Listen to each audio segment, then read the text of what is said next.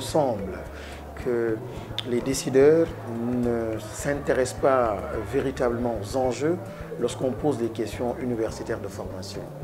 L'enjeu n'est pas l'enjeu des infrastructures, mais c'est de répondre à une grande question, c'est quoi l'école du futur? Et répondre à cette question doit nous amener à passer par quelques étapes. C'est quoi l'étudiant du futur? C'est quoi le travailleur dans une université du futur? C'est quoi le professeur du futur? Et c'est quoi la pédagogie du futur?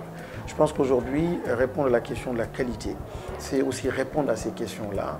Et le préalable, c'est de dire et de répondre à une seule grande question, qu'est-ce qui se passe autour de nous? Il faudrait simplement une connexion de nos universités à nos réalités. Une connexion de l'université à la pêche, une connexion de l'université à l'agriculture, à la science, au social, à ce qui semble être le plus ordinaire. Il faut que nos universités développent des facultés pour capter l'ordinaire et transformer l'ordinaire en quelque chose de plus sensé et pour aller dans le sens d'une création de richesse. Je pense que c'est l'enjeu de la qualité, c'est l'enjeu de la communauté et c'est l'enjeu en fait de la nouvelle mission qui doit être assignée donc à nos espaces de formation, à nos universités.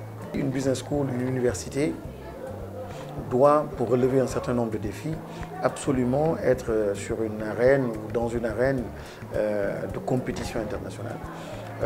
Faire du benchmarking, être dans une logique globale d'échange, de partenariat, pour un peu tester aussi le niveau des savoirs et l'orientation qu'on donne au savoir.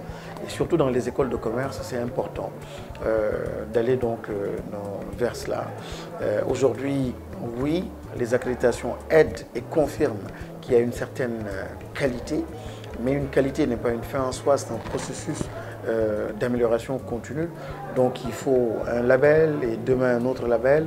Aujourd'hui, nous avons franchi des étapes extrêmement importantes. Nous avons quitté l'espace national pour nous situer dans un espace international. Nous sommes en compétition avec d'autres grandes écoles de commerce, d'autres universités dans la recherche d'accréditation. Les business schools forment des leaders, forment des managers, des entrepreneurs, donc forment en fait la crème qui doit transformer les pays. Donc la vraie mesure de la qualité d'une business school, il faut la mesurer à partir en fait du PIB même et du nombre d'entreprises créées. C'est à ce niveau-là qu'on doit mesurer la performance de nos organisations. Mais écrire sur ces plaquettes qu'on est labellisé, qu'on est EQUIS, qu'on est ANAQ, n'a pas vraiment de sens pour une vraie business school. La vraie mesure, le vrai indicateur, c'est le nombre d'emplois créés et surtout donc les emplois obtenus donc par les étudiants qui sont formés.